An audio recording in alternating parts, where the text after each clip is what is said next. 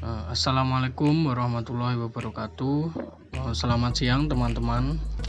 Saya Ponco Satrio dari Rombel MSDMB 2019. Dalam video ini kita akan menganalisis perbandingan neraca perusahaan Telkom Indonesia. Perusahaan Telkom sendiri adalah badan usaha milik negara yang bergerak di bidang jasa layanan teknologi informasi dan komunikasi serta jaringan telekomunikasi di Indonesia. Pemegang saham mayoritas Telkom adalah pemerintah Republik Indonesia sebesar 52,09%, sedangkan 47,91% dikuasai oleh publik.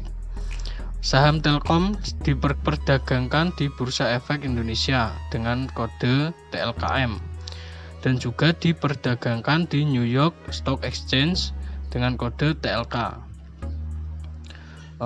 Berikut ini adalah posisi neraca PT Telkom per 31 Desember 2019 hingga tahun 2020. Data ini saya peroleh dari laporan keuangan PT Telkom yang diunggah di website itx.co.id. Lalu untuk mengetahui lebih detail lagi perbandingan neraca dari tahun 2019 hingga tahun 2020, mari kita melihat ke lembar perbandingan neracanya. Ini adalah lembar perbandingan neraca PT Telkom dari tahun 2019 hingga tahun 2020. Jika dilihat secara keseluruhan aktivitas keuangan PT Telkom tahun 2019 hingga tahun 2020, ini cenderung mengalami peningkatan.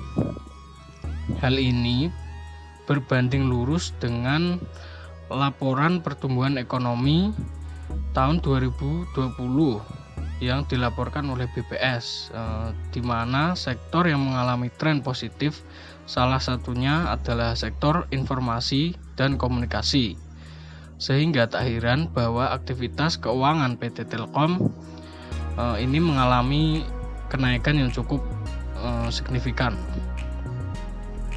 Namun teman-teman, jika kita lihat lebih detail, ternyata terdapat penurunan pada modal saham biasa, yakni sebesar 34 miliar atau dalam persentase 0,42%. Hal ini ternyata dikarenakan PT Telkom Indonesia pada tahun 2020 melakukan pembelian kembali saham alias buyback dengan nilai mencapai 1,5 triliun rupiah atau paling banyak 20% dari saham yang beredar. Penurunan harga saham tersebut tidak mencerminkan kinerja positif perseroan, sehingga perseroan bermaksud untuk menunjukkan komitmennya dalam rangka meningkatkan nilai pemegang saham melalui pembelian kembali saham perseroan. Penurunan harga saham tersebut sejalan dengan kondisi perdagangan saham di Bursa Efek Indonesia sejak awal 2020, yang mana mengalami tekanan yang cukup signifikan. Seperti yang kita ketahui, hal ini dikarenakan oleh kondisi perekonomian regional maupun global tengah mengalami tekanan dan juga perlambatan yang disebabkan oleh pandemi COVID-19.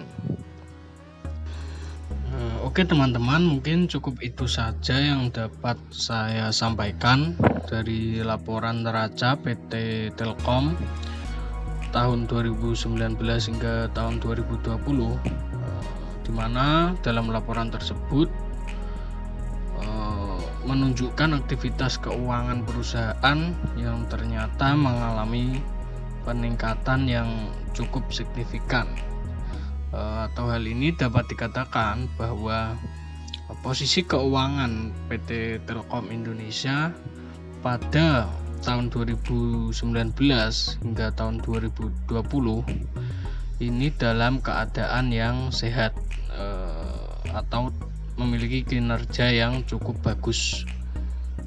Itu saja, kurang lebihnya saya mohon maaf. Wabillahi taufiq wal hidayah. Wassalamualaikum warahmatullahi wabarakatuh.